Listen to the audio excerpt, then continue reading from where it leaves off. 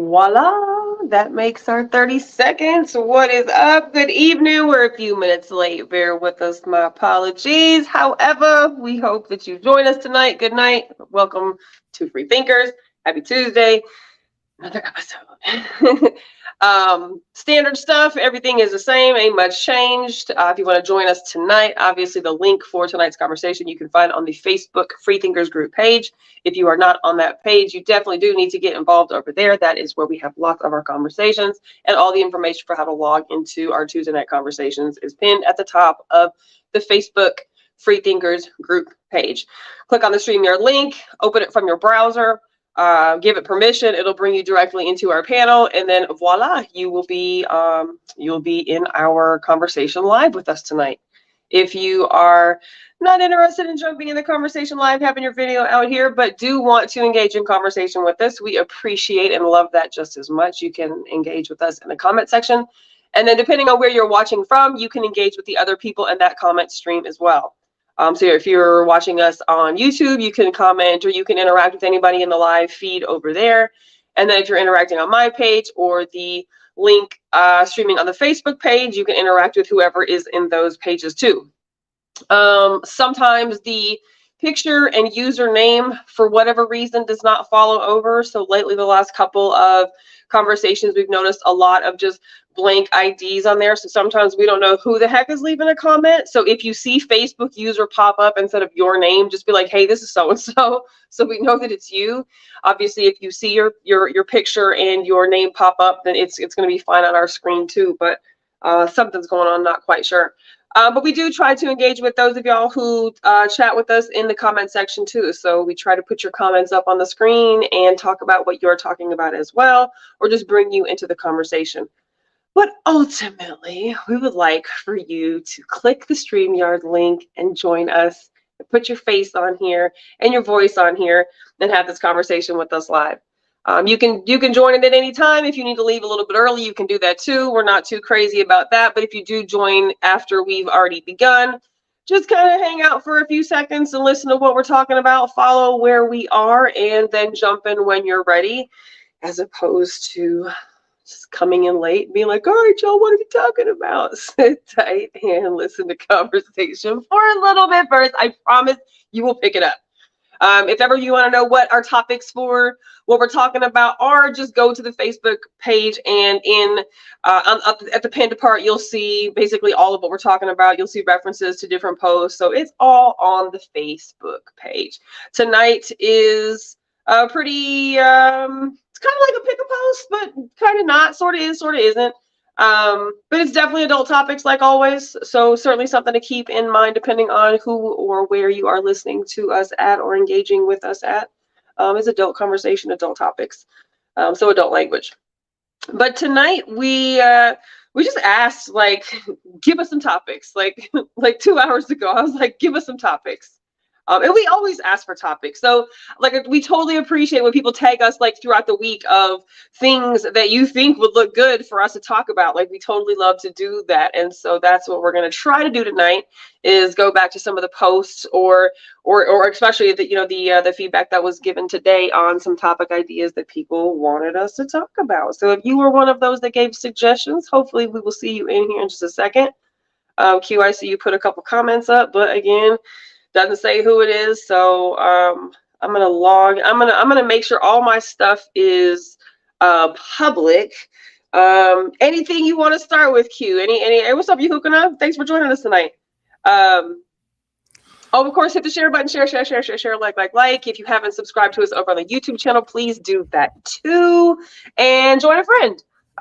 Join to share with a friend. So yeah, you join, but of course, share with a friend as well. So back to what I was saying, Q, anywhere you want to start first? I'm just pushing public buttons on my Facebook page. Anywhere you want to start? Anything you want to start with? No. Where shall we begin? I'll let you decide. Well, so Jules had, no, you know what? Okay, so Jules had posted, so Jules was one of the people who had replied to my post about give me some interesting topic ideas, some conversations. And so I'm going to my page right now. Sorry, I'm going to read to you what she said because I was like, yeah, these are good ideas. Because I am one who is definitely spending money going to concerts and putting money out in entertainment right now. And so she was like, you know, how much are people willing to spend on entertainment? Like, you know, I've posted a variety of, you know, a wide range of prices for different events. And, you know, some events people are like, oh yeah, I'll totally go. And some are like, yeah, no, I'm not paying that. And so it was an interesting question because everybody has different barometers of what they'll pay for entertainment or concerts or just going out. So her first question was, how much are you willing to pay for entertainment? A single performer versus a show, multiple acts, does the genre matter? Would you be willing to pay more if there weren't so many fees for the ticket vendor and it was going directly to the performer? So she asked some really good questions about just the entertainment experience. Let me tell you, before we get into it, I will definitely say them fees make a difference. Man, they piss me off, really, honestly. And it makes a difference on whether there's certain times I'm like, no, nope, not gonna do it. Like the fees can be a deal breaker for me sometime. I agree. Even not so much. I say this. I was taking my son I want to take him to a UT game, and the tickets were a certain price, and then the fees added about 40% on more than what the actual ticket. I'm like, right. No, I'm not doing this. Right. And I actually waited. I found another hub and I waited for a different game, but it turned me off to the idea of going at that time. Like, nah, I had an issue paying extra fees. And I'm like, I may be, let me say it like this. I may be super, super duper extra when it comes to fees. It's just something about it's the principle of them. Like there's just a principle behind these fucking fees. So let me say this, and Smack, don't get mad at me, okay? But Smack is my guy, and I actually like his line. I love Dirty Worm stuff. I have multiple Dirty Worm shirts. I got at least 3, 4, 5 of them. I got a lot of this stuff. But there's something about me paying shipping and handling for anything. Like, I'd be like, where you at? I've pulled up on his spots many a times where he was down on 12th and Chicane, whether he was DJing. Right. Let me see what you got. Because I'm going to get the stuff, but I ain't trying to pay the shipping and handling extra. So I agree. That's just how I be. Like, I agree. And I think the only reason why there's the push to do it like through the website is because, of course, you get so it shows hits to your websites, right? So in the market of sales, it shows that people are purchasing from your website as opposed to if you bought it from him on the corner 12th and Chicane. Yeah, he's going to make the bread, but it doesn't show anywhere legitimately to the World Wide Web and to the sources that matter that a purchase was made of merchandise from his website, right? But I'm fucking with you. Like, and it might only be $6. I'm going to support you, but I'm going to support you in my own way. Yeah, I agree. And I'm also not a cheap person either, right? Like, I don't ask for hookups. I don't ask for discounts. Right, exactly. Like, I pay full fucking price. Exactly. I will continuously support you before I ever support like a major merchandiser, right? But it's just funny because I am so with you on those fucking shipping things. It's the principle. There's something about the principle to this. So of course you expect that you may have some handling fees, right? Or when you purchase stuff online, like you're gonna have some cost, like you're gonna have some shit built in. But like we got tickets to let's see, I think so we just got Dave Chappelle tickets. I just bought them yesterday. You did get that? I did. I fucking did. I saw that. They started off at like 100 for the back. Well, I did so like the tickets hit at 5 o'clock, right? That's when they started to go up for sale. So I'm like, I've been on the website since like 4 o'clock. Like I'm just watching, I'm waiting, I'm ready. And I already knew I was going to go. Like, unless they were just astronomical prices, I knew I was going to go. I fucking love Dave Chappelle. And I've seen him before, but as a comedian, ethically, like, I fuck with Dave. So I'm going to make sure my little money goes into his pocket because I support what he does. And so I knew they weren't going to be cheap tickets because it's fucking Dave Chappelle, right? Right. But they did have some $89 tickets. But I swear to God, between like 5 o'clock and like 5:05, them $89 tickets went to $129. And then I was like, I had a couple different windows open at the same time, coordinate conversations between people and PayPal accounts and shit. And I was like, we got to do this now because those tickets, they only let you buy 8 at a time. Those tickets are going to be gone. So we did get some tickets for, I think $152.50 was what we paid for the base price of the ticket. Plus so $152? $152.50 is what we paid for the base price. And that's like, that's the section 100, which is right below the mezzanine, basically. So they're not like the best seats, but they are the worst seats at all either. And but this is the Moody Center? This is Moody Center. Next to this Frank is Moody Irwin. Center. No, this is Moody Center, who I do have a gripe about their seating, which I'll get into here in a little bit. So the same place where they do like the UT games and like the... No, because you got the Moody Center and you got the Moody Theater. You have Moody Theater, you have Moody Center, and you have, I think, even a movie amphitheater. So I think this is the one that's right off of 35 before the Drum. It's like that's right before, like it's right right next by to the the Frank stadium. Irwin Center. It's right. It's like it's between the stadium and Frank Irwin Center, so it's right in between the two. Yeah, it's huge. It's very big. Big. It is big, and it it is big. So I mean, again, I expected the tickets to be a little bit pricey, whatever, right? So $152 was really kind of like what you wanted if you wanted to get a decent seat, because I didn't want to be back up in the mezzanine section. That's where we were for Janet Jackson on Sunday. Okay. So we dropped down. So you were at the Moody's Center? Yeah. The Janet. Okay, got you. Yes, they was. Yes, they was. We'll get into that too.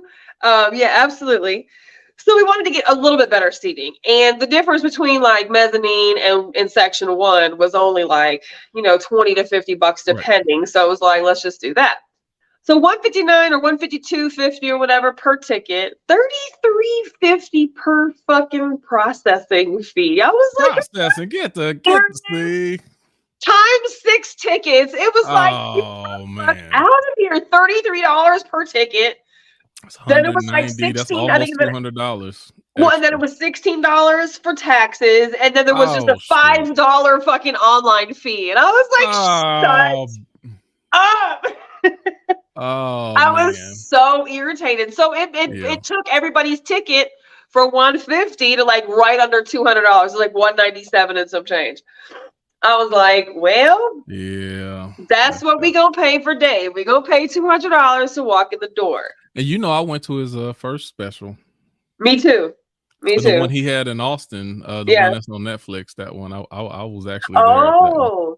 No, maybe I did. I mean, well, I went to the one in 2017, so I don't know which one that was. I don't remember which one that was. Yeah, that was the one in 2017. Okay. I went to, it was at was it City Limits? It definitely wasn't Moody. It was at Austin City Limits. Was it? Yeah. See, I don't remember. I'm really bad down at on like Cesar Chavez or 2nd Street. I just know it was downtown, and I was frantic because you had to lock your phones in the phone bag. Yeah. And this was like weeks after my son was diagnosed with diabetes, and so this was the first time I fucking left his side since we left the hospital. And I was a nervous wreck. Shout out to Tori for keeping me calm that night. I was a nervous fucking wreck because I was like, oh my God, if somebody doesn't know what to do with his numbers, how am I going to know? And so what I learned that night is you keep the phone on you. You just can't use it. So like I could open a little bit to see if I was going to text message, but you have to leave obviously to use your device. But and I think we paid I want to say we paid between $1 and $120 for those tickets. So do you remember what you guys paid? I was treated. Oh, nice. I was going through the separation divorce process, and someone felt sorry for me, and they was like, we got to get you out and oh my God, make sure you get a good time. Nice. That's funny. You can't shout out to that person. They made me feel better. He went out on a date. Yeah, but it was a pity date though. It was a pity date because I was Right, going through, right, and right, I was the right. one who was being taken care of that on that particular occasion because I needed it. Not You bad. better Good, than me, Nikki, because I good. would have said hell no to all them fees and taxes and all of that. That's like they doing too Yeah, much with but that. it boils down to if you want to see the person you want to see, you don't have an option. There isn't a cash option. You can't pay at the door. You Right. like this is literally the only way you're going to get That's into the the way. motherfucker. Yep. So if you want to see this artist perform, this what you got. Or And you can of course watch Take it on box all your office no more alternative where you go options to the away. box office. Do what, Q? I said there's no more box office where you just go No. walk up to the box office and say, I want 2 No. tickets. Go to will call. Will call ain't even existing no more. No. What's a paper ticket? Oh my God, are you kidding me? Right. Like they charge you more for paper tickets. There's a fee for that. There's a fee for printing you a ticket. Okay, so let's walk this down the line. Going off of what Jules was talking about. For a comedy show, how much would you be willing to pay? I'm not $40. 40? I'm just joking.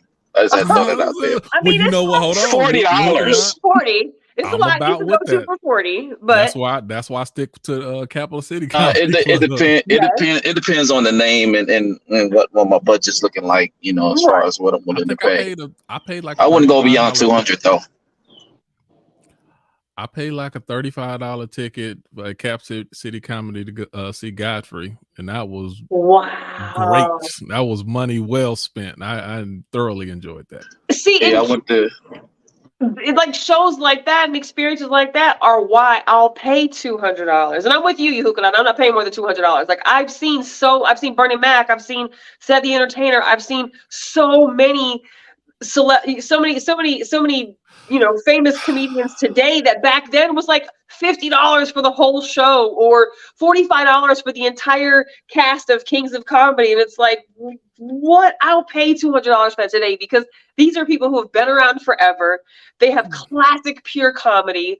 They come from the old school, and I enjoy what they bring into my life. So I don't mind paying up to $200. Yeah, maybe if I had disposable income, I would pay more, but I'm okay at my stage of life forking out my $200. Okay, let me tell you, this is my issue. And because a lot of time I think people are paying for the atmosphere, the vibe, to be at the happening place so for instance, and I ain't trying to ish on you, Nikki, even though it's gonna sound like it. So even like I might, maybe, since Dave Chappelle is my favorite, or one of the people who's my favorite, Bill Burr, even though his tickets was more expensive than that, I'm like, God dang, can't do that. See, we didn't pay a lot for Bill Burr, but I seen him too. And when he came to Austin like last year. No, this is when me and the kid's dad was still together. So this is a good while ago, but we saw him at one of the Performing Arts Center. I think maybe we paid maybe $200 tops for both tickets.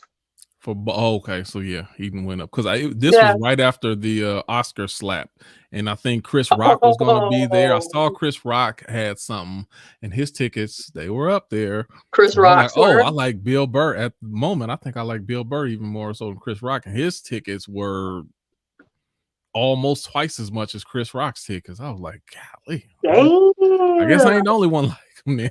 Right. But anyway, let me get back to my point. I might potentially, if it was a smaller venue like ACL, not really a bad seat in the house, no matter where you are. Certain theaters, like Cap City Comedy Club, there's no bad seat in the house. You're gonna be right up front and center. Like when you start talking about Frank Irwin, Moody, like it's such a big place. It's like I don't feel like I'm connected. I'm paying to sit down and look at a screen. Yeah. Because the person themselves is so far away that I don't think I'm really gonna feel that connection for the show. Now, overall, the atmosphere and everybody's laughing, you feel the energy, that's gonna be special. But the actual connection with the person itself is like you even when you're close, you're so far away. That's even like if I went to the Dave Chappelle, whether you're in the back of the bottom row or even like up in the you're still gonna be looking at the screen by that time because you're still far. Even if you're on the floor, you're still gonna be so far away in the back that you're gonna be looking at the screen. Yo, Q, my wife felt the same way when I was trying to get tickets to go see Janet Jackson.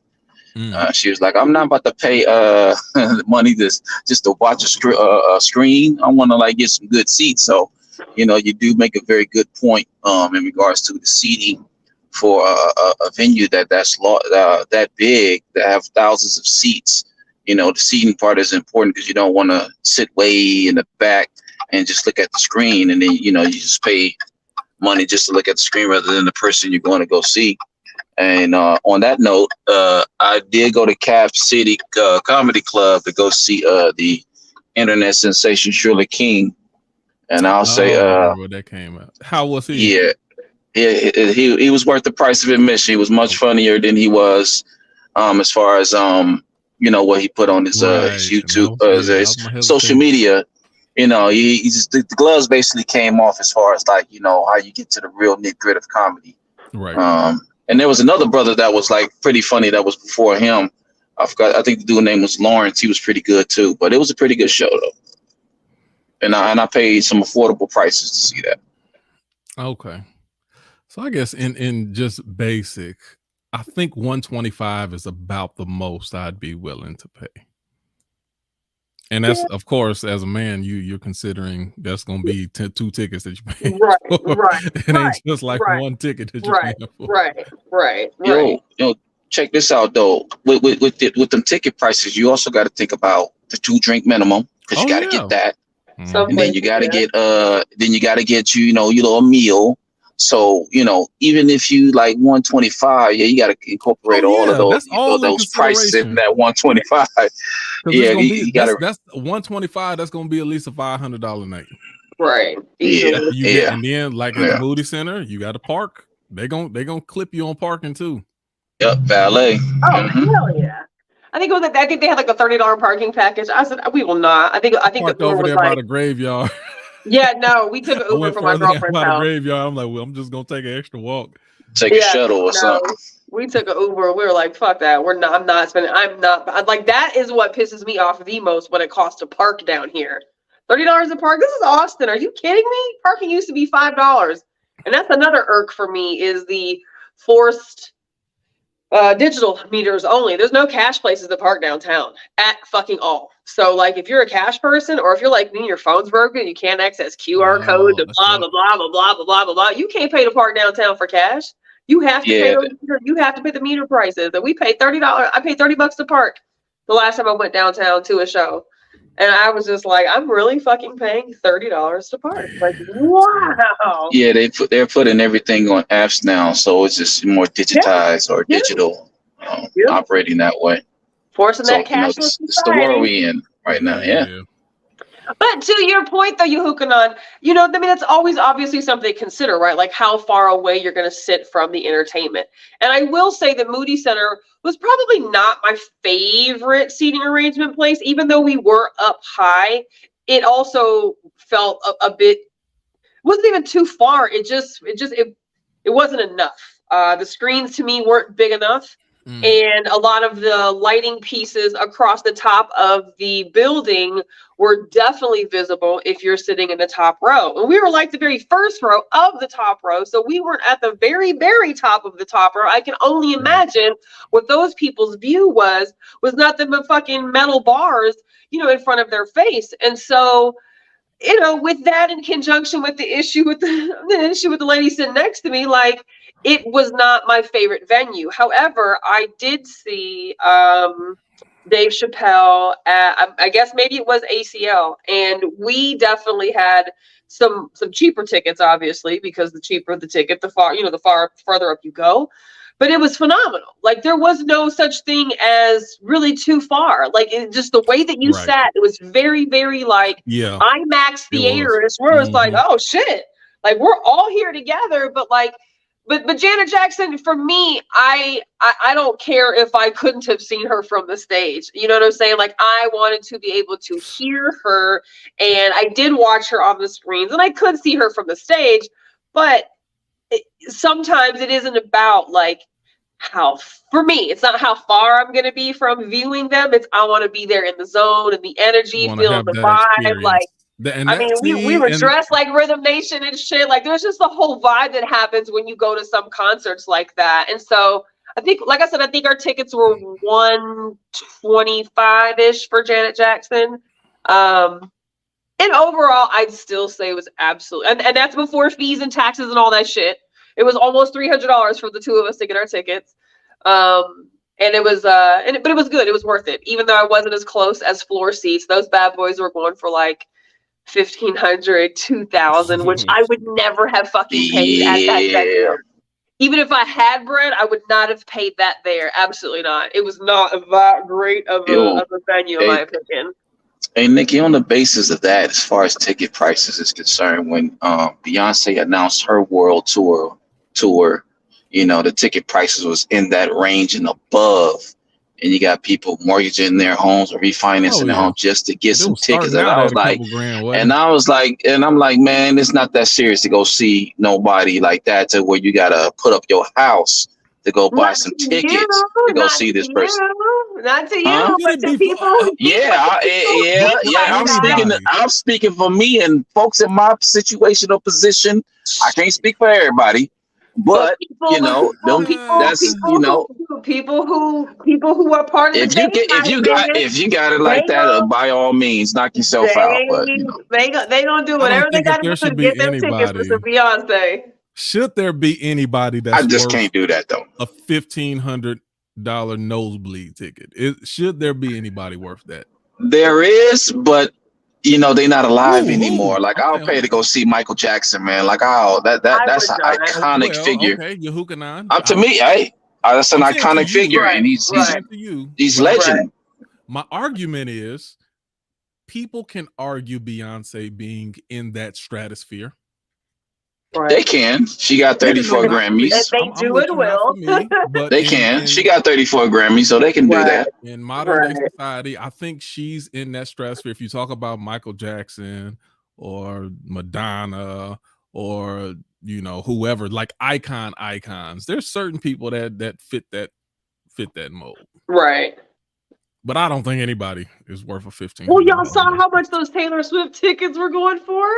And see, I just stay out of that. Nah, I didn't see that. I don't understand that. I can't tell you two like songs. Who literally? I mean, like really and truly, who really pays like that? Them tickets are like $10,000 tickets. So she's 10,000. They were up to $10,000 tickets. Yep. 10 grand, huh?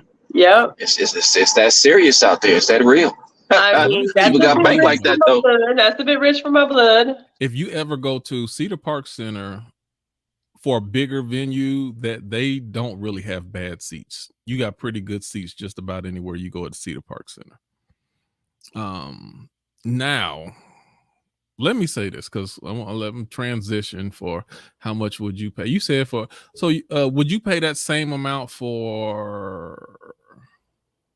Never mind. We kind of talked. We talked about Beyonce, but how much would you pay for like an R&B act? Your favorite R&B. Think about your favorite R&B artist. How much would you pay to see them in concert? Can you hear me? Yeah, I can hear you. Okay. Yeah, we can hear you. Are you asking me? Or you want to ask you? Are you asking either one? How much would I pay for R&B? I think that my comfortable max for most performances is going to be like $200. I think I'm okay with that. I really do. Yeah, somewhere around that ballpark. What'd you say? You'll pay $200 to see who's worth a $200 ticket to you. R&B I mean, wise. I just paid $200 for Janet. Okay. I mean, that's top of the God, I mean, I've seen so much music. I would pay $200 to see Music Soul Child. I would pay $200 to see Mary. I'd pay $200 to see. I mean, shit. I paid $27 to go see Larry June a couple weeks ago. You know, so I'll pay whatever. I'll pay, and I love cheap tickets too. But I'll pay for entertainment. I pay to see SZA. I pay $200 to see Ella Mai. I think I paid like $90 or $80 to see Ella Mai. I just saw her recently. Like there's I pay up to $200. I pay.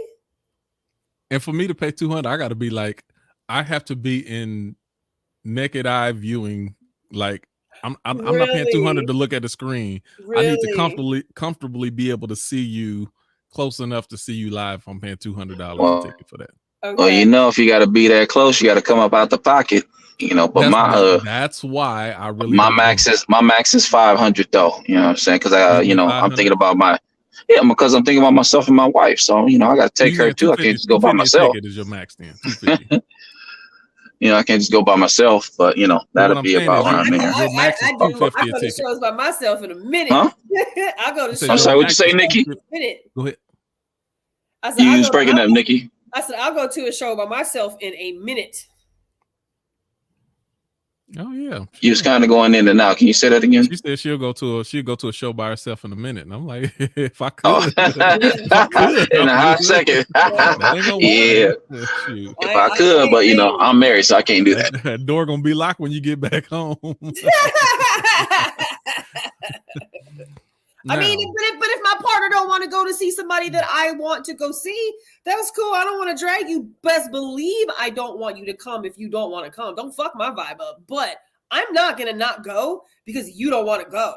I love music, and I'll never be with a man who doesn't understand my love of music and entertainment like that. You ain't got to come. That is so fine to me. I will not be mad. I'm not going to drag you, but you're not going to stop me from going because I love the vibe and the energy and all things that encompass the music that I love and the comedy that I enjoy and, just the entertainment that is shit. There's happiness to me. I'm going. Nikki said, don't kill my vibe. Do not, because you're not fist to. I would hope that you'd want to come with me, but I'm okay if you don't want to. I'm super okay with that. So I Anthony Hamilton, I still want to go to one of his concerts. Erykah Badu, I'd go to her concert. She's $39 in San Antonio this weekend. Me and my girl we're gonna decide if we're gonna get tickets tomorrow. She's got $39 fucking tickets in San Antonio this weekend. And the center that even the good seats were 64. I was like, we have to go. I can't even do it right now. I tell you offline why I can't do it, but man, I definitely would under another circumstance. But so this is my thing. This is my addendum or the qualifier to it. I have major issues with if you're doing R&B. You have to have a live band behind you. If you singing off of a track, I'm not paying more than $30 for no ticket. Right. And matter of fact, I probably don't even want to go. Like the thing with R&B, I feel like if it changes everything if you don't have a live band. The live band that goes along with it is an entire different feeling and vibe. Yo, I definitely feel you on that one. Yeah. The live band is just something. It's something special, something different. The way that they're able to articulate the sound and harmonize with these instruments, and it's more liver as far as using a recording or DJ. And no disrespect to the DJs or those who record, but it's just a different vibe, a different essence when it's like a live band. Being playing and be able to play any kind of tune that comes to, that comes up. So that's special. Yeah. So I'm definitely feeling you on that one in regards to the live band. And that's what gives me hesitation on some of the lower, like a lot of these reviews where you get some of these older bands, older groups of the 90s and stuff like that. I'm always cautious because I don't know, are you bringing your band or are you just going to sing along with your track? Because if you're singing along to a track, then I don't even want to be there. Yo, Q, check this out. On the basis of that, that's why Mint Condition was my favorite R&B group, because they was a band, and they can tear it up. So I would pay to go see them, but that was my favorite, one of my favorite R&B groups right there, Mint Condition. Yeah. How much would you pay to see a rapper? And what rapper would about $100? No, just playing. I mean, Well, it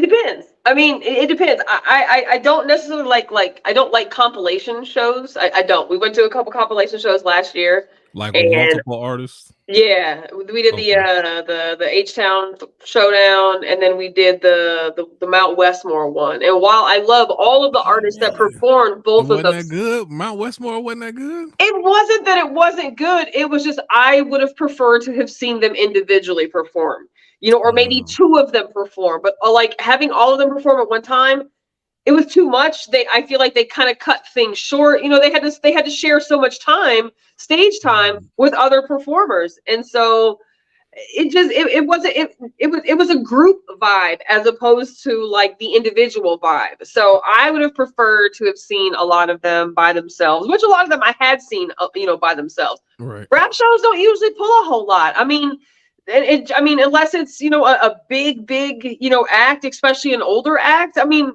I say that I'm not talking about the new stuff because some of those I'm not gonna go see that. But right. Like we were looking at Drake and 21 Savage tickets, and I would not pay to go see that. Like I don't care enough to go see either of them. But my girlfriend wants to go really bad, and she was like, "If I pay for your ticket, will you go?" I was like, "That's the only fucking way I'm gonna go. I'm not spending any money on Drake and 21 Savage." And she was like, "Okay, well, I'll get your ticket." And I was like, "Well, then I guess I'll go with you."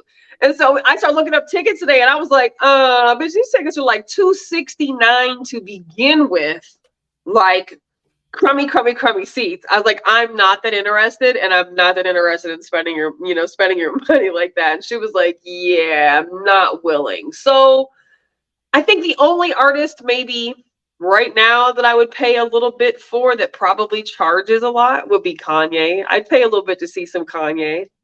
Yeah, because he gonna give a show. He's gonna put on a hell of a show. He's a showman along with it. Yeah. I paid. But again, I don't think I've paid more than $50 for a hip hop or rap show in the last 4 or 5 years. Like I've seen Crit every time he comes, and I think I might pay like $37.50 with taxes, right? Because I just paid like $26 for Larry June. Every show I've seen has been pretty low price ticket, which is interesting because R&B tickets are not low price. The better shows because they're more close. You probably get more close up, and you probably feel it differently than going to a large. That's true. Your venue is usually more intimate setting. You definitely get a different vibe. I mean, I bet you the best shows in Austin you can go to. Is Stubbs still open? Those are probably like the best shows right there. That's where Larry June and LMA were last month, and that venue probably provides the best show. If nothing felt more like Austin, that definitely did. I was like, this is it. I was like, God, I love this shit. Right. And those were cheap tickets, but along with just like the cost of going to concerts, so of course, I got a t-shirt. I'm a t-shirt person. That's kind of like that's really we got to wear clothes every day. So if you got to buy clothes, why not buy people's clothes that you like, right? So I always get t-shirts at concerts that I go to. T-shirts used to be like $25. This fucking t-shirt was $45 Sunday. Can't do it. I did. Can't do it. I did. And of course the back has the tour date. I would have went straight online and ordered Look, t-shirts. when we walked out the door after the concert was over, all the fucking scalpers were out there with $10 t-shirts. I was like, yes. I did that when I went to the Lakers game. When I went to LA last year. They got the $50 shirts and then the 45 and the 30. Let me keep going. I'm like, and then we hung around out there and we was taking pictures. And then the closer, like when all of the people are starting to leave. And these people trying to get their product off. Okay, I got a jersey for $20 and another shirt for like $8. Right. Cause they I gotta go and reach my quota. I just go ahead and sell you this for whatever. I'm like, okay. Yep. No, the hoodies were $90. I was like, get out of here. The what? The hoodies were $90. Yeah. So I've gotten used to now when I go to concerts, t-shirt prices are usually going to be like $35 to $45 for t-shirts. The food, I was surprised the food wasn't terribly overpriced. Honestly, the airport's more expensive. I got like a pretty large loaded fry in a water bottle for like $9. So that I was happy about that. So the price of food, we didn't get any alcohol. I didn't see a bar. Don't drink beer. Don't drink wine. So it wasn't too bad. Caught an Uber. Okay, put a pin on that real quick. Okay. Drop my stuff because we're gonna come right back to that because you off of what you told me a Okay. little bit earlier. Okay. But I want to grab one last thing before we go to that and then jump to another question. Okay. Pay-per-view. How much would you pay for, like, what would you pay on pay-per-view and how much would you be willing to pay for it? For me, it's more just I think outside of a boxing fight, I don't know what else I would pay on pay-per-view. Right. There's certain movies, I guess. I don't know.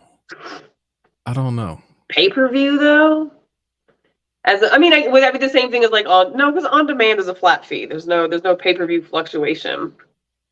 Right. So like back in the day, my dad used to always get the fucking WWE pay-per-views. Like he would always get the Monday Night Raws and the whatevers and the steel cage matches and shit. So he would always get like the Royal Rumbles and stuff. He would always get the and those things be like $140 now. God, so that was like he would roll it into like the cost of the party, right? Because we grew up having a party for every fucking day of the year, and it was always involved lots of food and lots of people and lots of gambling. And so he would roll that shit in. He's like, if you're coming to gamble, there's gonna be a fee for this goddamn pay-per-view. Because pay-per-view was really high, and that was literally the only way you were going to get access to it. Today, I wouldn't pay for pay-per-view at all because there's so many bootleg alternatives to pay-per-view. I would never pay for pay-per-view. And not only that, even I can get all the boxing matches for free, Q. And all the boxing matches, I will go to Twin Peaks and you can see all that stuff for free. And that's usually where we go watch the boxing stuff at. I pull up in the park. It's like it's a little parking spot, like right on the side of it on the screen. There's several times I sit there and watch it and don't even get out my car. I'm just sitting up here eating stuff that I didn't have from home. I'm telling you, I budget, man. The last I watched what was that? Canelo Alvarez and whoever. I was at Twin Peaks. And I told my friend, I was like, I think I was with Blue. I'm like, oh yeah, we're about to watch this fight. Because I called, we was doing a show for Untapped KZI over in Pflugerville. Okay. And they were about to show the fight with him. Like, well, you got to pay if you stand. I'm like, ain't nobody paying for that. So I called Twin Peaks. I'm like, are they open? I said, are you guys open? You watch it? Yeah, we got the fight, but we're all booked. Like, it's full. Nobody can get in. I'm like, all right, cool. I'm like, all right, we're gonna be there. And then Blue like, but they full. We're gonna be. I like, dude, trust me, we're gonna see the fight. There ain't no problem. Cause like you don't even have to go in. Like all of the screens are facing outside. So a lot of times either I'm sitting in my car or I could just stand like right in front and watch it all the same. Yeah. And I've seen people do that actually, especially like the motorcyclists. They'll stand outside with their bikes and just watch it from out the street. So I clearly watched the fight, but that's my spot. Yeah, and so to answer your question. And and other times you can go to what's the not Perfect 10. They'll be showing fights a lot of times, even though I don't go there anymore. Right. Like it's a lot of different ways you can watch the fight without you personally having to come out of $60, $100 a fight. So. But what's crazy is how much it apparently costs for venues to show those pay-per-views. Oh yes. I'm they have to have licenses. I work for a Spectrum business. And yes, they have to pay lots and lots of money. Like to show some of the simple like UT games, it's like $4,000 to show some of the games on Saturdays, and I'm like, God damn! Yep. So now I understand why some places don't show the games, and some places obviously do. Right. Like they have to be guaranteed that they're making that money back. So what it is, because I used to sell these packages when I used to work for Spectrum on the business side. Sure. So what it's called, like what we pay as individuals, private versus hospitality is what they call it. So if you're paying for something hospitality, you're going to pay way more. And then they charge you based upon your seating capacity. Oh, wow. So if you can maybe seat more and make more off our shit, they're going to charge you more. Yes. Wow.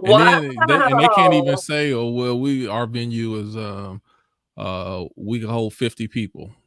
Well, according to the thing, your fire marshal limit is 275, so you're getting charged based on that. Wow, interesting. Yeah, I you pay did not a lot of know money. that. Yeah.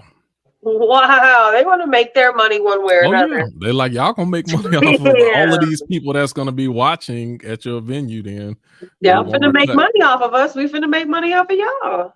Right. Wow. Okay, Do so you let's pay go for- back. So I mean, I guess then no, you don't you don't pay for pay-per-view then. Really, you go out to watch it since pay-per-view boxing is the only thing you get pay-per-view for. Yeah, Well, and at this point, I can't think of anything real I'd quick, pay for. Yeah, go ahead. real quick.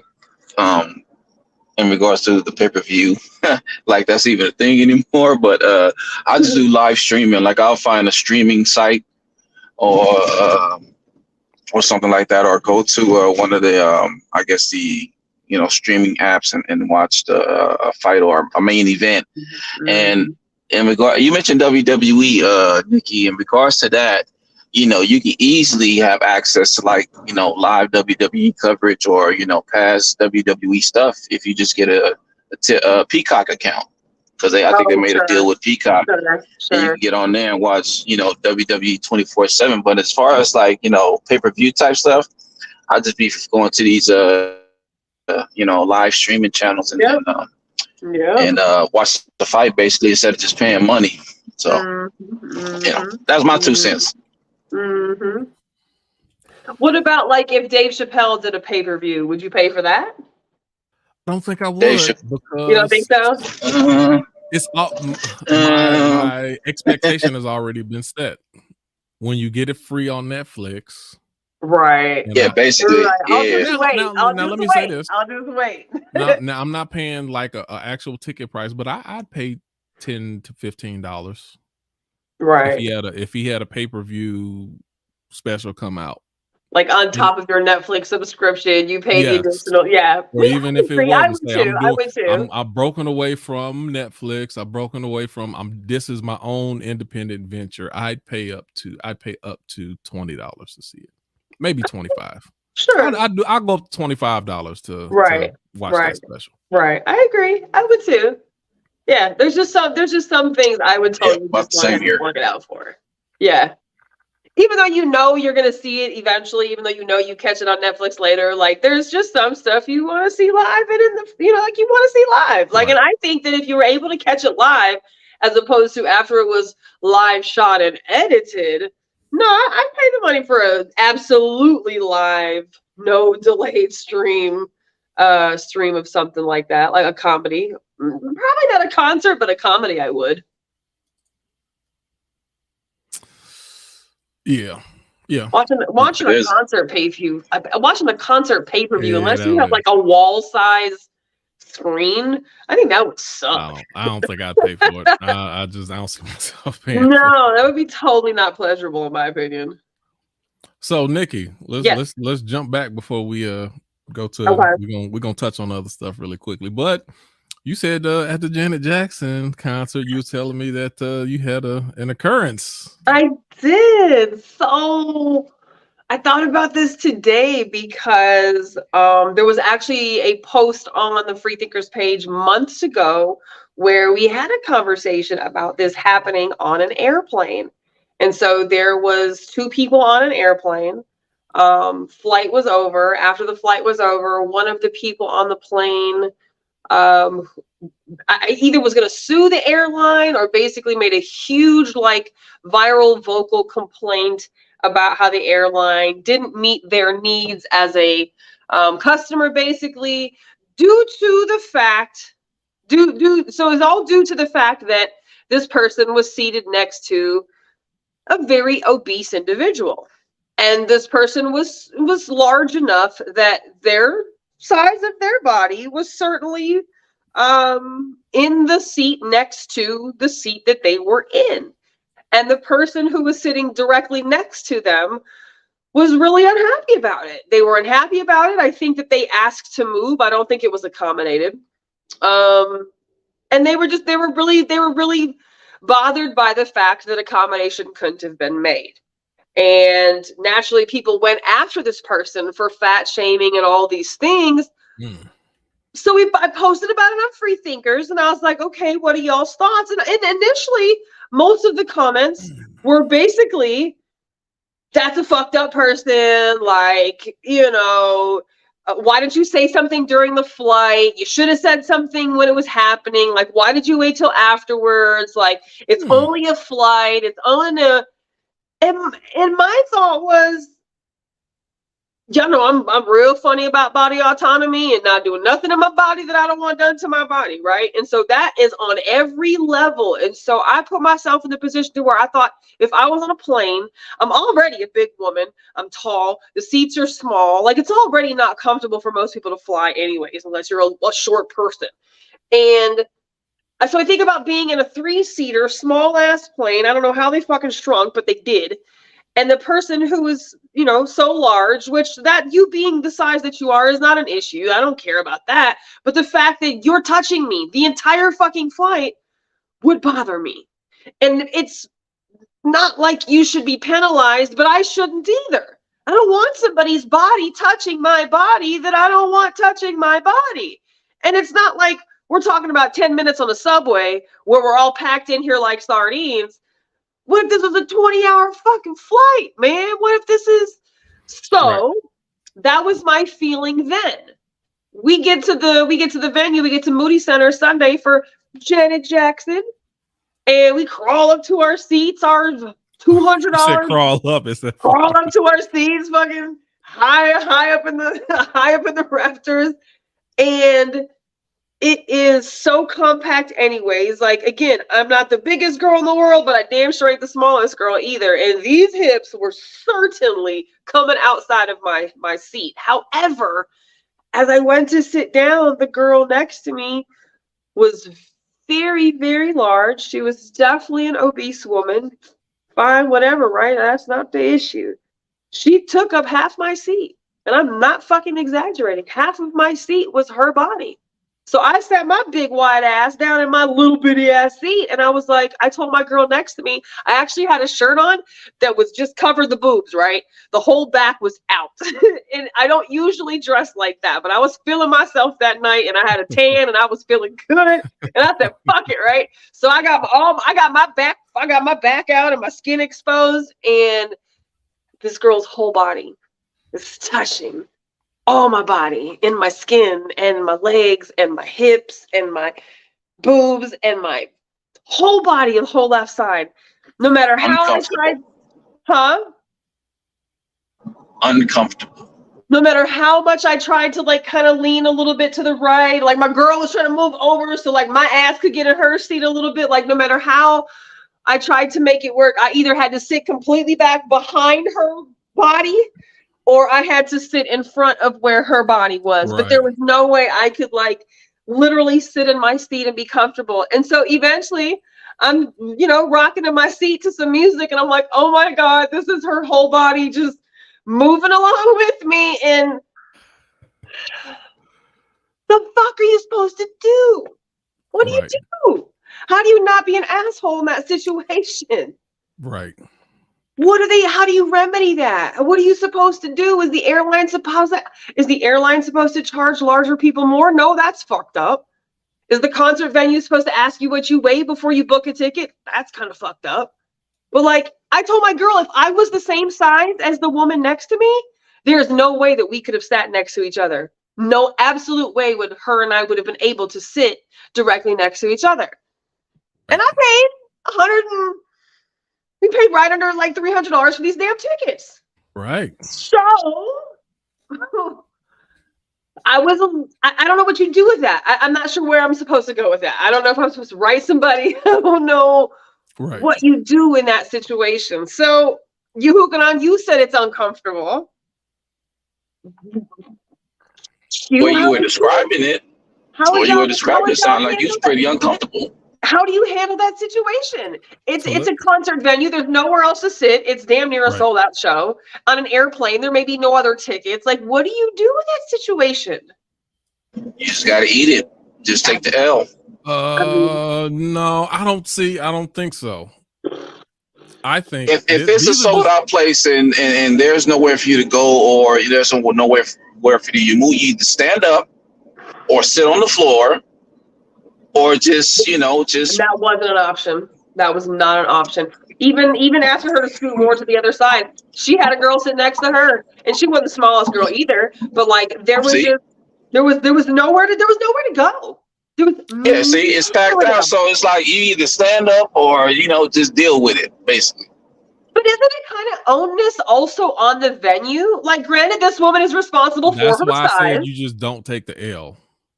They have a responsibility. If that be the case, then they need to double seat somebody of that size. And you should. If it's on the venue to do that. But I don't think they do weight checks like that. You know what I'm saying? No, definitely not. When they tickets are purchase. They don't, but they can. And the other because airlines do that. And when you talk about paying for, yes, and they will. Airlines oftentimes weight. They will make an pay for a second ticket. Okay, I haven't flown in like a million years. I don't recall an airline ever asking weight, but I don't remember. I don't know. Yeah, they'll say you need to pay for a second ticket. But when you're but when they ask when you're booking, obviously, not when you get to the airport.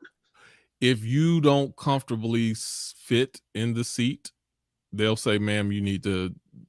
You got to ask a person that's dealt with that, but they will. Right. Okay. Either you have to pay for a second ticket, or they'll do something about it. Now, let me go back to your venue part right here. The reason the venue does have a certain responsibility because just like the venue and these airlines keep making these little ass seats all the time. Like, and they do that for the purpose of profit. If we keep making all of these seats smaller, then we could fit an extra 6 or 7 seats in there. Yeah, they do that, but so that they can make profit. So when you're doing all that to make profit, and you do it at my expense to where I am completely uncomfortable, you need to refund me back a large portion of my money.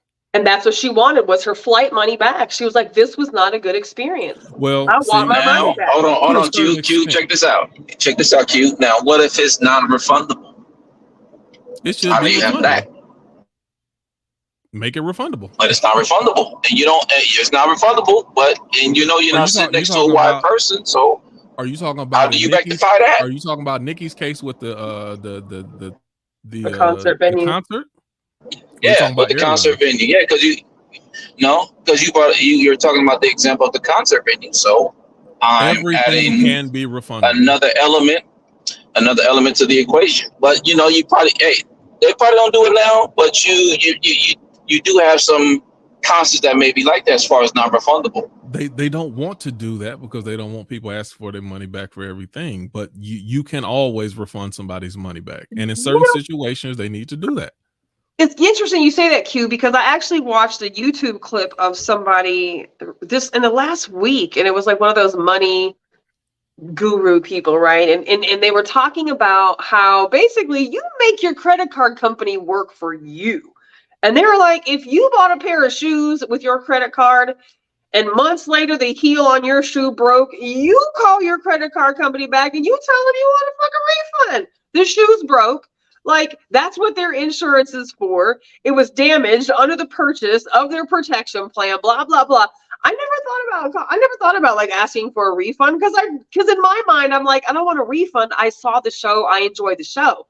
But I feel like, to your point, Q, it's only a consumerism based thing. Back in the day, we had plenty fucking space on an airplane. We had plenty space at the Irwin Center. Like, you had space. You had fucking room. You even had leg room. When I sat in that seat at Moody, even after the woman left and I had the whole fucking seat back to myself, I was like, okay, now I'm totally this myself. It was not comfortable. You couldn't have been a whole hell of a lot bigger than me and it not been an issue to somebody sitting next to you. And if they're going to charge the prices they're going to charge, I'm sorry, this is Texas.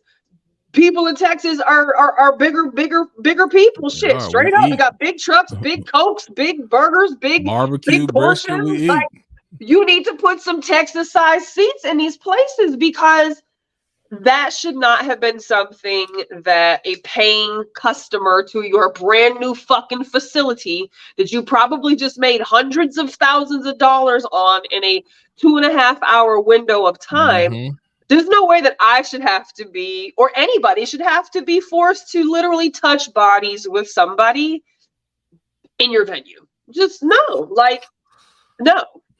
I never thought about asking for a refund though. I never thought about going that direction, but you're right. But still, now this is part of my thing. I don't know about in certain instances, maybe a full refund, but if you still also on a plane, if you still got on the flight and you got from point A to point B, I can't say that you deserve 100% refund. Right. But maybe you do deserve a 50% credit back for your inconvenience. That's easily fair. That is fair. That's good customer service. Exactly. And if your business is good customer service, why would you not? Right. And then honestly, if you think about it, Q, if more people did this on a regular basis with our establishments, it may hold them accountable for their business decisions on how they build this or create this or side. I mean, like they may be forced to take into consideration what the consumer wants. Right now, we just give them what they fucking ask for because that's what we want.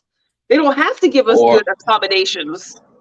In addition to that, as far as a percentage of the refund back, or 75 or 50 to 75% off on your next purchase or something like that. Right. As a alternative. Now, what Demetra said is absolutely true. One of the new ways to really get back at people, tell them you're gonna give them a bad review. People, companies do not like, they do not. They don't like that. Hey, because it impacts the business. When you get a bad review, it impacts the business. Yep. I'm not happy, and I'm about to go to your site to give a review. What are y'all gonna do about this? Because your customer service is, is bad. And your star rating means a lot. And then we talk about social credit. Hell yeah, it's important for them ratings to stay high. Oh yeah. Go back to and I don't know if you heard, but Black Mirror got a new season coming out. I did hear that. Okay, so we are hour in and we got 30 minutes. And I think we got a couple other topics that we need to get to. Oh, let me say this last thing. Hold on. I just wrote down some observations when you were saying that. They pay for a second. I don't call it fat shaming. I don't think it's fat shaming to now. I do think there's ways that you can do things. I don't think you need to make a scene about it because that's just inconsiderate. There's ways that rude, I can go quietly to the hostess or the flight attendant or whatever. You say, hey, I'm upset about this. There needs to be some type of arrangement to accommodate me. Right. Without sitting up there making it's like it's very that shit, putting it on live. That's that I don't think. Now my other question also. Yeah, you just create the scene at that point. Yeah. Right. And why would you want the other person? Now you treat another person like they're not a human and like they're not aware that being a larger person getting on flights, it's an issue. Right. And all the hesitation and anxiety they have about getting on planes, you fulfill those by the way that you respond. The last thing they want is somebody who gonna act a fool and really highlight, what they have to go through at their issue getting on a plane. Now, my other thing is, and I've been on planes with larger people. Now, question is, I think it's still reasonable. How long is the flight? Right. Most of the flights I take, and this is, I go from Austin to Chicago most time. It's a 2.5 hour flight. Right. I can deal for 2.5 hours. You can. And see, this is and this is the other thing. Have y'all ever drove? Well, you have, Nikki. You drove from Austin to Chicago? Yes, I have. Okay. You want to take a 19-hour drive, or just think on the bright side. I can't be driving 19 hours. Right. There's a convenience involved, obviously, in flying, but still, I'm paying you $200, $300, $500, $1,000 to get on your freaking airplane. We saw what airplanes used to look like in the 50s and 60s. You have to accommodate if you are in a hospitality industry. Like, that's the nature of your business. And that I don't know. Like, I literally was in a situation where there was nothing I could do that was gonna, well, if I'm gonna raise holy hell, my sole objective, in addition to getting properly accommodated is the person that's sitting next to me. I don't want them to know anything about what's going on. Absolutely agree. They should not feel my stress or my strain or me huffing and puffing and calling an attendant. Y'all got to do something about it. No. Yeah, no. Look, you enjoy yourself, but I'd never want to shame anybody in that. And the way you handle things can be shaming sometimes. And I realize it, I would say probably like 9 out of 10 people who are big like that. Weight is already a sensitive issue. Like, again, I don't want to be a jerk. I don't want to be an asshole, but I also don't like to be stuck in situations where I have no control over what's happening to me. And that was definitely one of those where I was like, whoa, it's going to be like this the entire concert. Like, there's no way.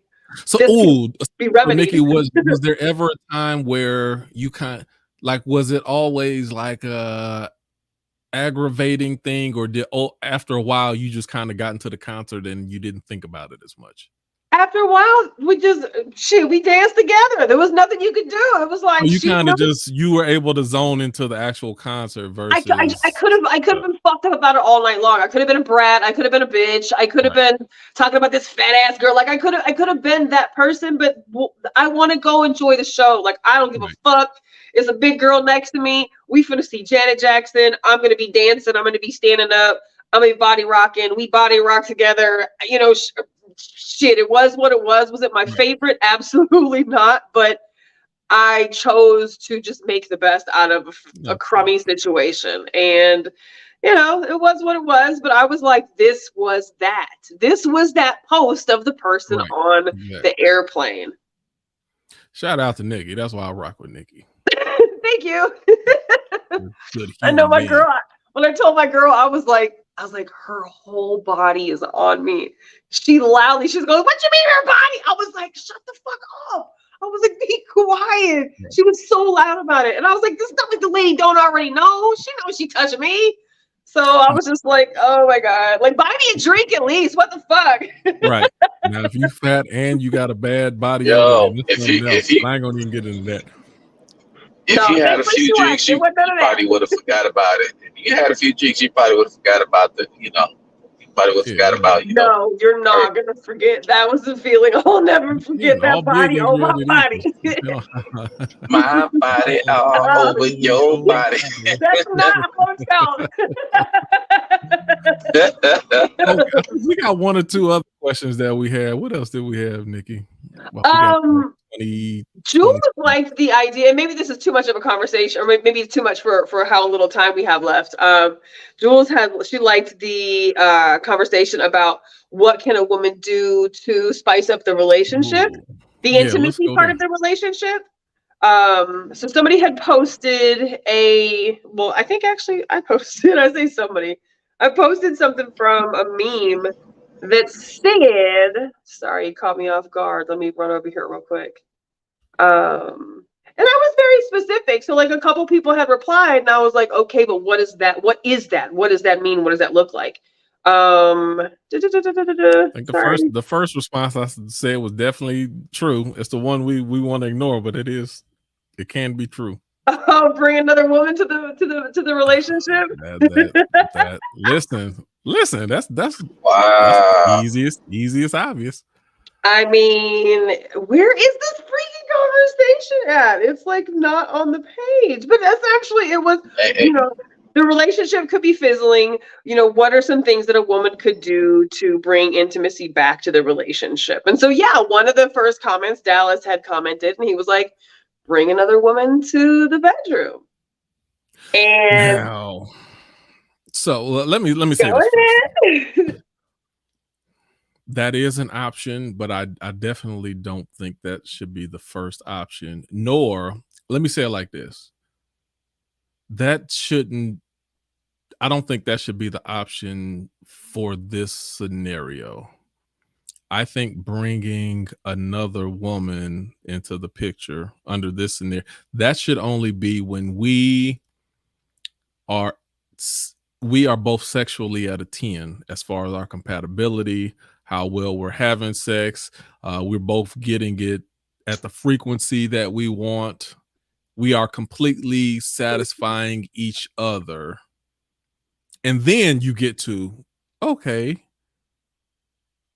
what do you think about adding another person into this? I don't think that should be to compensate, because if the two of you are not meshing for any reason, if the chemistry is not there, adding another person typically is only just going to bring insecurity into a relationship when you yourself are not fulfilling each other. That was going to be where I was going to interject, is I don't think that bringing another person into the equation, if you're already on some, rocky terms, is a good idea. I agree with you there. So poly on and, bi on, if that's what you do want to do later on. But I think that if your relationship is struggling with intimacy, probably not a good idea to suggest to your partner to bring somebody else in to fulfill some intimate voids right at that moment. But what I thought about the comment was, of course, hell no. But I do love that people are open-minded and transparent about just desires that were not your socially acceptable desires, or just relationship dynamics that did not used to be socially acceptable. So like poly is not for me, and an open relationship is not for me. I'm all about monogamy, but I love that people would even say, I love that Dallas would say that, and there'd be a scenario in his relationships with women where it's like, we're going to have this conversation. Like, it's okay to express that. Now, the person ain't got to agree, but I love that people are at least having those types of conversations. And let me say this also. And also it's because if it gets stale, let it be.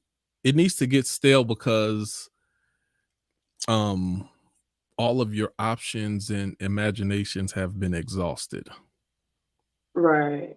So before you even say, let's bring another person, do you even know what your partner like? Do you know what they like, how often they like it? Do you know if you guys haven't introduced toys, have you tried that? Is that something that they want to do? Right. Do you like role playing? Do you like dressing up a certain type of way? Like these are all different. Do you like, I don't know, are you into voyeurism? Are you into watching? Are you into being an exhibitionist? What are your kids? You like doing it out? Yeah, exactly. You like doing it outside in the rain or whatever. Like you need to go some through alternatives all of that stuff before you start introducing other parties in there. Yeah, find some alternatives. Answer all of those questions, then you're not ready to introduce that third element in there yet. I agree. Yeah, that third element may create a point of, it will create a point of contention, especially on the female part. If that is introduced, it can be problematic.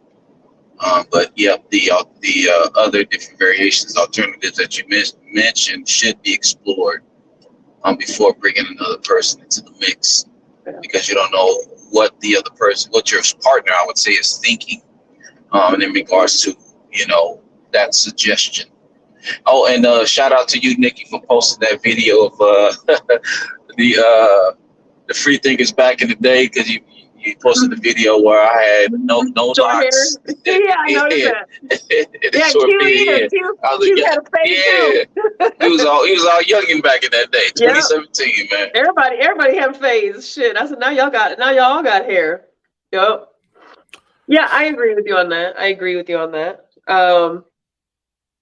Yeah, I mean, intimacy is such a touchy subject for men and women. And I think oftentimes, if you don't have a good communication, if y'all don't have good communication and good comprehension, and the trust in being vulnerable is an issue, it's really hard to have conversations about intimacy, or what you like, or what you would like to try, or what you fantasize about. Like, it's really hard for some people to have those conversations, and that's really unfortunate, man. Like, I would say this in regards to that: if that were the case, if there was another person brought to the mix, the question is, who would it be? Would it be some stranger that you guys don't know, or just somebody that you do know? Right. Say what? Yeah, because Because that is an element because you bring some you guys don't What's that again? So you supposed to add on back page. No, not back page, but no, somebody look. Y'all go to a club and find somebody y'all want to meet. Right. Well, I'm just saying. I mean, in regards to like a stranger, you don't know this person. You haven't had that experience as far as the intimacy part, as opposed to with somebody that you do know. You may have a little bit of familiarity there in regards to getting down like that, but that will be the primary question if somebody were to bring that idea into the relationship. As far as intimacy is, who would the ideal person be? Would it be a stranger or somebody you know? I had a friend ask me to join him and his chick once, and I was like, wow, this is happening. Like, holy shit. One of those things I never thought would happen because that's not something I'm interested in, right? But like, I on one hand, I felt honored, but then on the other hand, I felt like, holy shit, the balls that the two of them had to have together to have the conversation about bringing somebody in and then somehow deciding like who they might want to bring in, and then her putting him in charge of asking me if I'd be interested in like being a part of their shit. And it didn't change him and I's friendship. Something else did later on down the line, actually, totally unrelated. But it was like, wow, that's how that happens. Like, I don't know. Maybe it's so easy and simple for some people, but I was like, whoa, I never thought that this kind of conversation would be something that would be proposed to me ever. And of course, nothing ever happened. I was not interested in that. I was like, oh my God, no, right? But like, I guess I was like I said, I was floored. I was honored that they asked, but that's some weird shit. How do you ask somebody? How do you ask a person to join you? Yeah, I don't know. Like, you got to know somebody I don't know. And he knows me to know that, like, I'm not interested in women like that. But I guess her being more curious and him being like, wait, I don't know. So I heard about that. I didn't even learn about this until I got on the cruise. The upside down pineapple. Y'all heard about it? I ain't know nothing about that. I'm lost. What is that? That means you down the swing, or you down for the swing of the group thing. If you got the upside down pineapples or that means there's swinger shit going on in there. I told my girl, I said next time we get on a cruise, we're gonna just we're gonna have pineapples all over the place. You're gonna wear pineapple outfits and shit. Right, just to see the type of interaction, the type of people who gonna come talk to us. I'm like, you could probably have some dope conversations just off of that. You gonna get a lot of people, like, so y'all swinging tonight? And a lot of like, we're gonna get all pineapple gear just for the conversation. Pineapple fest. I love that people are down with that. I do. I love it. Like, I love that people are open like that. I love that people want to explore. I love that, two partners can have that conversation with each other and not be all fucking weird about it. Like, I dig that. I totally respect that about people. Swinging, like, a girlfriend of mine, her and this dude that she was with for a long time, she was like, I have a secret to tell you. And I was like, what? She's like, I've been wanting to tell you forever. And I was like, what? Because we tell each other everything. And she was like, we've been going to swingers clubs. And I was like, why are you telling me this? Like, you're embarrassed / ashamed a little bit, but super duper excited. I was like, girl, I am so fucking excited for you. I was like, tell me about all the things.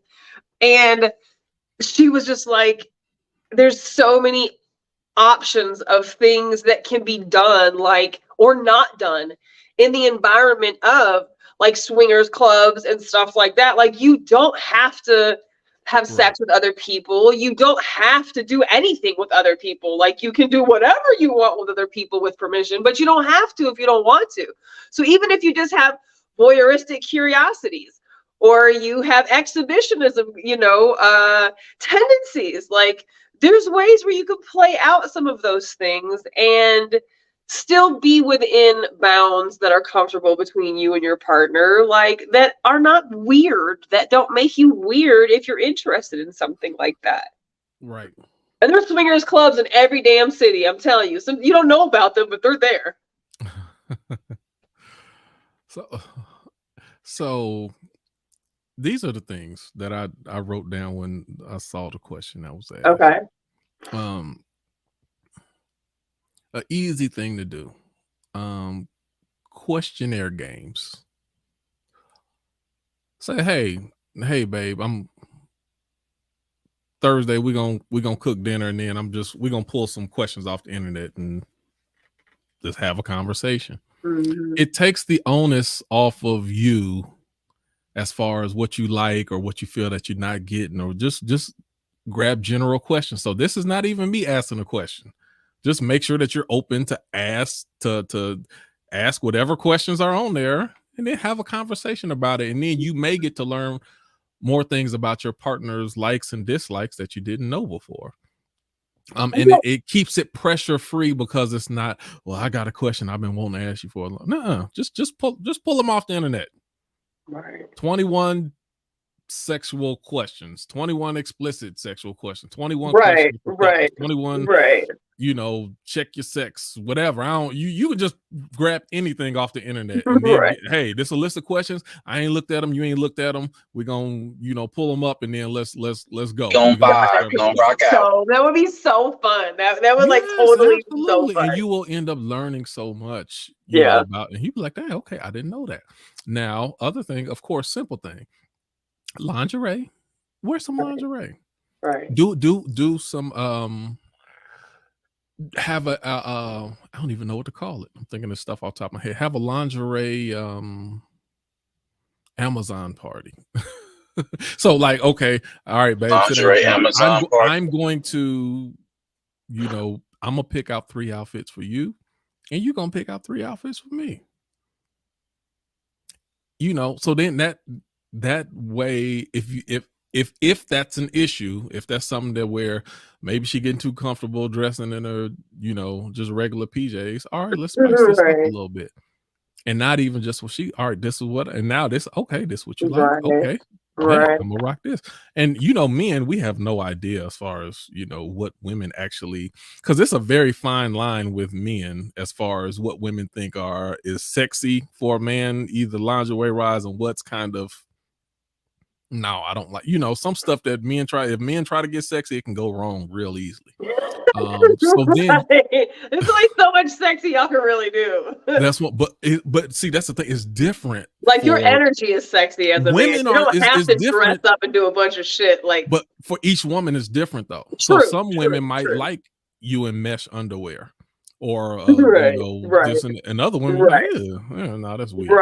Right. Or certain silk stuff, or whatever the case is. Women have kind of their own line of what they like to see their man in versus what's overdoing it. Right. And for a man, it's hard for a man to really know. So then you can look, hey, let's have an Amazon lingerie party. We're gonna get this for each other. Now this is interesting. And I wrote all this stuff on the fly. So also, not just lingerie, or maybe trying on a different wig, or changing it up like that, but also maybe have an alter ego. Because it ain't just, sometimes it ain't just about because if you sexy and goofy, then it can take away the sexiness at the same time. What you think? And look, I don't need you doing all that laughing. I need you to be like in a dom type of way now. Whatever that is, maybe you could start creating an alter ego. And then when that alter ego, whatever you name that alter ego, all right, it's something totally different. And not only that, the sexual experience is going to be different. It's the things that Q would do. I don't know what my alter ego name would be, but Professor X, he on some whole different stuff. Professor X. Oh God. X can be demanding, and he might be, more making, I don't want to say more dominant. Right. I'm not a dominant person. Sexually, I'm not a dominant person by nature. Okay. But Okay. my Okay. ego might be, and she may be into that. It could be a whole different experience. And if that's So what she likes, if that's what turns her on. Exactly. So that could be so. And now this is another thing. I'm giving y'all too much information, but we almost done. So you wrote them down. I know, but now the other things was just stuff I thought of. Now this is something I actually. And real quick side note, Q, to your point about like the 21 questions and whatnot, there are card games that you can buy. Like there's tonight, there's the tonight. Yep. I can't think of what tonight's one is, but I have one. It's called Mentally Stimulate Me. And they're a great sets of cards. So like, if you could play game with it that way too. But anyways, go back to what you're saying. Sorry. So this is one I actually have done before on occasions, and this is so for like sometimes if it's getting boring or stale, sometimes you've gotten into a routine. Here's another way to break that routine. So me and my girl went on the last cruise. Like, all right, we got this Karma Sutra app. Yeah. And it showed all these different positions. Yeah. I said, we're going to give like 3 minutes to each one of these, but we're going to try every single one of them. Now, some of this stuff, we might not be flexible enough to even do it, but we're going to give it a good old fashioned try, and we're going to try everything you could think of. And we're like, hell okay. Yeah. And then I had just a revolving every 3 minutes, a little long walk. Like, all right, switch, what's next? Like, all right, we're gonna check this and we're gonna come back in. But it gave us ways to explore without a person. It takes the onus off of you again. Right. If you're doing certain things, you want to do that? This is what is. Hey, this is what we're gonna do it because that's what's next on the card. Let's go. And then it allows you to find out things about what you like and don't like, and it like the initial question, spice it up some. Right. So bringing intimacy back in. Yes. But you really have to have a conversation. I think some people think, intimacy meaning like we have to watch porn. You don't have to do stuff like that. There's so many different things that you can do. If you know that your man's favorite color is blue, you go buy the most raunchiest blue lingerie you could possibly find, right? Or you go find some blue stockings. Like, I know for me, like once I learn what my man's kinks and quirks and fetishes are, it's a wrap. Like I'm totally playing into that because you feel the energy. The energy is totally different, and everything about that is exciting and brand new. So it doesn't have to be explicit. Intimacy doesn't necessarily mean it has to be, something that's, I don't know, dirty or like extra freaky or whatever. Because I do realize that there are some people who are very conservative when it comes to sex and intimacy, which they are not the same thing. But this is definitely talking about intimacy in regards to the sex is kind of falling off. We're not having it as much, or we're not communicating. We're definitely not meeting each other's needs. And I definitely come from the school of a satisfactory. The performance is not up to par. A satisfactory sex life is required if you're going to be in a relationship. Like every time might not be level 10, or you might not always be given 100% sometimes, and you don't bust out the heels and the wigs and the fucking acrobats every time, but like it's important, especially if sexual satisfaction is part of your partner's love language. You do have to meet that. Right. And vice versa. Like it has to be met. You cannot just be vanilla if you're not vanilla. Like you have to be able to communicate that. Playing with food, like literally if you've never been to an adult, a megaplex, go into a toy store, go into some of the sex stores and just like look at all the different things that they have. And, or if that's uncomfortable, there's websites that you can look at stuff online and they will send things to you in a total paper bag that has absolutely no logos or anything on the outside. So like the mailman doesn't know you just ordered a 25-inch, cock. Like you can totally buy these things discreetly, but you got to get out of your shell a little bit. And, outside of there being possible sexual traumas that might, render a person, having some difficulties in that department. Like, you'd be surprised how little tiny things like that will turn you on. Foods and creams and Right. things that taste good and ice cubes and getting a hotel and, having hotel sex or renting an Airbnb and having Airbnb sex, renting a limo and having limo sex, Nikki, Exactly. in regards to that, I say that the foreplay part is an intricate part of building up that that intimacy or the tense. So if a person can master that as far as the foreplay, because it's basically mainly you got to build up to it. You can't just go from 0 to 60. As far as that goes, you got to build it up. So it's the pregame. The pregame warm up. So if somebody masters that part, I think it'd be easier to hit that home run or go for the the kill, the proverbial kill, if you will, if the intimacy part is just as, I'm gonna use your word, satisfying or satisfaction or satisfactory when you get to the actual donut in the hot, the donut in the hole, whatever one of reference you want to use in window. But yeah, foreplay is the intricate part to getting that going.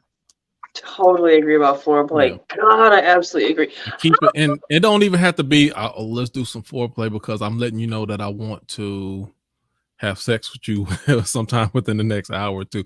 It's keep a sexual energy. Like me and my girl, I think our sexual energy stays at like a 2 or 3 all day long. So anytime she walk by, I'm gonna smack her butt or I'm gonna grab, like, literally every single. If I don't, then she looking at me like, "What's wrong with you?" I can be, or saying stuff or kissing on the neck or just doing like. So even because we got small kids and stuff, like, we might not have time to do what we want to, but all you the time. Don't know I want you all the time. Exactly. So I want the you energy all the is time. in the air at all times, and that makes a difference. Energy at an all-time high. Oh yeah. Yeah. I'm with you on that one. I agree. Damn, I was gonna say something. I think so. So when you hear the word foreplay, there's obviously a million different things that can fall under the lines of what does foreplay include. But for a man's pleasure, obviously we can go with the default, a woman giving a man head. Outside of a woman, and this is women pleasing men, because I also realize that for men, pleasure also comes in the form of you pleasing us. But for a woman to please the man outside of having sex and outside of her giving head, like, what are some other things for men that y'all would consider foreplay? Because I think that some women literally think that that's just it. It's either she's giving head and she's giving you sex. But if he has other desires clearly needing to be met in the foreplay department that would improve the intimacy between them, like, what does that look like to men outside of those two examples? Well, I say for me personally, let me say this really quick. Let me say this because Demetrius. Okay, all right, go ahead, Q. I know it varies every man. Like, obviously, like, you're not answering for all men, but no. But this, I ain't even got the answer because Demetrius put this here. Don't underestimate the power of the good old quickies. Listen, agreed. That is so, from the variety of sex aspect. The quickie is the quickies. So it can't be the constant. It can't be always, but you want to throw quickies in there. That every once in a while, it is so important, especially to a man who. Anyway, that's all I was gonna say. The quickie thing, that is a great point. Them quickies are necessary. I don't. Yeah, they are, but never mind. Go ahead. No. You go ahead. You got it. Sex is a natural antidepressant. Literally, it is a natural antidepressant. Like, there are literally chemicals and endorphins and things that happen in your body during the release of fluids during or an orgasm, during ejaculation. Like, men, like, there's just a whole thing that happens with the body. So sex is actually therapeutic when obviously used in the proper ways, right? And I think that if you do know that your man has a high sex drive, and let's say you do know that your man enjoys a lot of things about sex, like you may be, you have to accept the fact that you are agreeing to being able to fulfill his demand. He may have a high sex drive. Quickies have to happen. And quickies are a wonderful, great way of fucking connecting really quickly. And then boom, on about your day you go. Like, I think that people do get wrapped up in thinking sex has to be like this make love session all the fucking time. And like, I don't think that's realistic. But let me say also, what I've come to realize over the long course of so many conversations that I've had with people is that it goes both ways just as much, to where Absolutely. I can't tell how many times that it's just as many times where in a relationship the woman has a higher sex drive than the male does. Sure, especially different ages. And so the same thing you said, I've learned that goes with men too. You just can't listen. You got to figure it out. If your sex drive don't meet her frequency, you better find some stuff to do.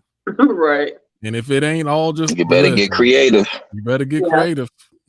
You better get creative. And I appreciate y'all for acknowledging that, right? Because I think some people do just get lazy, like straight up fucking lazy lovers. They're like, oh, well, this is what I got. Like, oh, well. Like, no, I don't think when it comes to sex, it ain't oh, well. Yeah, I can only speak for myself in that department. But anyway, to answer your question, Nikki. Playing with the ear. That is the turn on for men. All right. Go ahead. Playing with the ear. Yeah. I ain't gonna say what my sweet spot is, but anyway, the strip tease is a good foreplay for me, I'll say. Okay. When my wife, when that happens, that's a good turn on for me, like that. Like, oh, okay, let me see what you got. Yeah, I like that. Strip tease. That's good to know. Okay, what else? Yeah, the strip tease. I think that's about it as far as what I got. Would you say that men are more simple in the pleasure, like the pleasure receiving department? Then, like, would you think that y'all are maybe more easy? You think so? We're simple. We're not that extreme or exotic, man. Just simple stuff. Not something too off the wall with it. Yeah, as far I can't speak for other men. I can only speak for myself, but I'm pretty sure some men would agree. You can get right to it, and we ready. If you get right to it, then like something you can't just get right to it with women all the time. Like I said, you got to warm them up, and men don't need as much warming. When they're ready, and not only that, let me say it like this: our male part will let you know when we're ready. Right. And even in reverse, when we are ready, there's things. If it takes too long, it actually cools us down. Yeah. Well, I can only. And then you're like, oh, I'm still trying to warm up. It's like, okay. Well, what else we doing now? So, and that's the other thing. Like, men have to understand that, you got to warm most women based off of what or a lot of women based off of what I've been You got to warm up. You got to warm them up. But in the same like manner, when a man is warm, you can tell that he's warm. You don't want to do too much. You need to go on, go and get to it. Right. Get to it. Right. Because you can also cool him down. When he get warm and what he's anticipating don't happen, and you can also cool him down too. So don't take forever. Whatever you're doing, don't take forever to do it. Yeah. Right. Don't take too long. Especially the older we get. Because the older man get, look, we not, hey, if the wind back in the day in my 20s, just the wind blow more than 5 miles an hour, then I'm just straight horizontal. Right. And it's gonna be like that for a good 20 minutes without even. And it's oh my God, clothes on, and it's not even of a sexual nature. It's just right. What time is 2:37? Yeah, that's just what happened. But yeah, you get older, that rock ain't gonna stay rocked up forever. Right. That's why you got to be fortunate to have a woman who knows how to get it back right. Yeah. She got to have the skills to pay the bills in that regard. And she does. She got to be able to pull that move off. If it limps, you got to bring it back. You got to wake him back up. Absolutely. Ooh, yeah, it's a whole nother thing. That's. But I ain't gonna go into that. Yeah, but I like me personally. I like the. I don't like to rush. I like to take my time with it. So if she's giving me a little bit of a show, take your time with it. Right. Because we ain't going nowhere. What we rushing for? We're gonna be here, practically all night. So right. There's no need to rush. You know what I'm saying? So that's just me. Say do manual labor around the house. Oil up first. Boy, so let me see you put some yard work. God damn, that's a turn on. just found my other turn on when the woman is when the woman is oiled up. That's a turn on when she's oiled up. True. Get oiled up. When she's oiled up. You like that? Yeah, and she's smelling good. Yeah, got that fragrance on. Oh yeah, and the heels and the legs is rocking, freshly shaved. Yeah. Oh, yeah. Okay. That's good to know. Let your open up the shades and the blinds. Let that sunlight hit your skin the right type of way. I'm telling you. Yeah. The regular light and sunlight is just when the sunlight hits skin is two different things. Is it a turn on to y'all, to men? Again, I know you're not answering for all men, but is it a turn on when you have a woman who likes to or doesn't mind to have sex with the lights on, as opposed to the woman who must have the lights off at all times? Like, oh yeah, that would be a problem. I like. Wait, I'm sorry. Say that again. Do you like for women? Nikki, I'm sorry. Say that again. Do you like for women who like to have the lights on, who don't mind having the lights on sometimes during sex? Like, do you like women like that? I want the lights on. As long as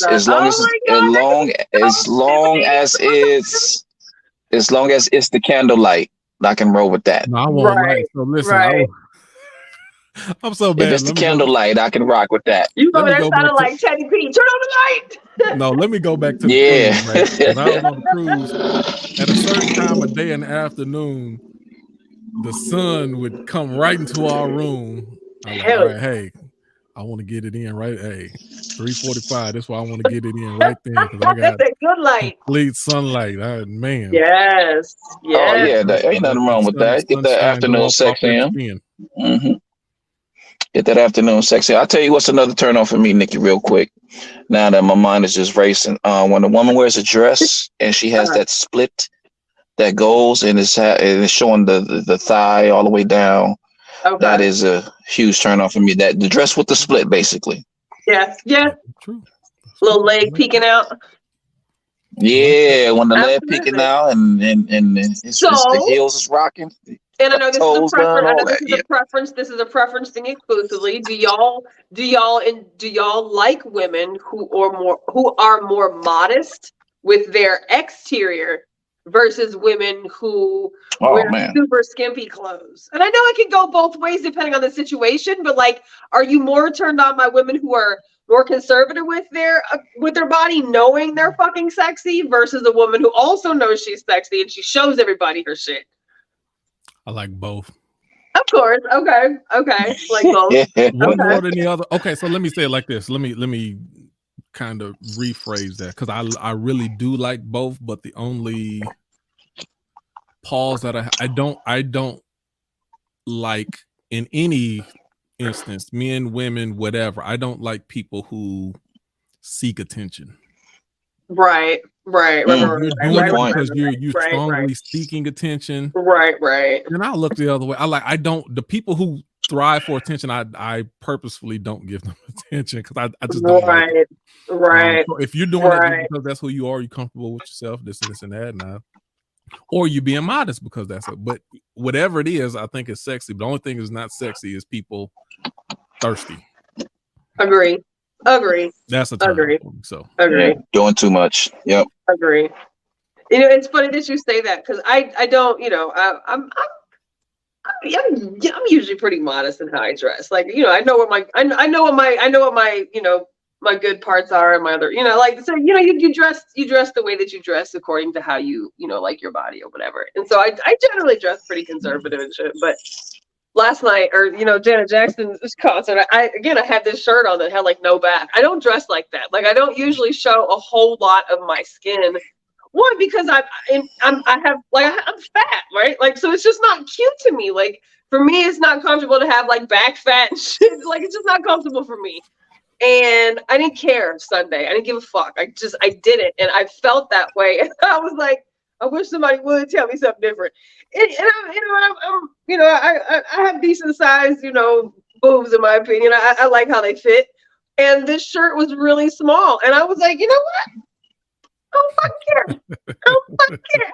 So when I pulled up to my girlfriend's house, and she's like the number one cheerleader, right? Like every woman needs a fucking friend like my friend Heather, right? She's like the best cheerleader ever. And she was just hollering and screaming. And she was like, because I don't dress like that. She was like, who the fuck are you? She was like, look at you. And I was, so it felt amazing. But I still feel like if I was a man, I would want a woman who was more conservative over just always showing everybody everything. Well, because I know when I'll say this, Nikki. What's underneath. I know what's, you know what I'm saying? Like, and what's underneath is exclusive to just that person. It's not for everybody to get their eyes on. At the same time, I'm not, talking shit about a woman who dresses alternatively, but like, I feel like more conservative would be, higher on the priority list than the alternative. But I guess it does go back to attention. Attention is an unattractive energy. Like you pick that up right away. Like anybody can get it, and I'm not a fan of the anybody can get it mentality. Yeah, I'll say for me, when I was younger, it was more of the aggressive approach, or a woman that's showing a lot of her assets, I would say. But now that I'm older, it's more on the conservative side, because I find the attractiveness and the beauty in a woman that is conservative, that knows her parts of her body is sacred, and it's only for it's not for the world to see, and it's not for attention. It's just for somebody that that she may find of some value, that she feel that person has earned it, and be able to flaunt that too, as opposed to having 1,000 different eyes, 1,000 different eyes watching her and all that kind of stuff. So yeah, so my answer will be the more conservative approach. I like that. I like it. And at the same time, I prefer to have a man who's not like a man horse. So it's like, it goes both ways. It definitely goes both ways. All right, we 147. We done. Yeah, that was great. Like I loved those topics, and I love that just last minute on the fly, Jules. I appreciate the topic suggestions, and those of y'all that engaged in the conversation about the other posts about intimacy with men. Like that was great. That was absolutely great. So this is what we need. We need some more topics and some more suggestions, and we need you to join us. Get in here next Tuesday, get your mind right, and join us next Tuesday, and let's have this conversation. Q, somebody asked on the page, in the video that I posted, Yahukanan, of one of our throwbacks, is if we, consider doing it in person ever again. We're gonna do it in the next couple. I came to you, Nikki, about that. Yeah, we need to get back on that. Well, and we're not going to do it on a regular basis because online just quarterly. I want to get together. Quarterly. Yeah. But we actually think about this all the time. So we need to come up with a location. I don't know if we can even still use Genuine Joe's, but if you have a location, if you have something that would facilitate a small group in a private setting, that's got a great vibe to it. We would love to have an in-person again, whether we film it live while we're there. I don't know. We'll figure that out later. But we would love to meet. Yeah, it's time. It's time we need to do it again. Yeah, summertime. Like COVID's over, right? And so it's like, let's get back to, doing something. So whether it's once a month or every couple months, I'm down for that. Let's shoot for, I want to shoot for August. When do kids go back to school? Right before the kids get back to school. Let's maybe early August. August. Find a place early August, and we're going to have an in-person meetup.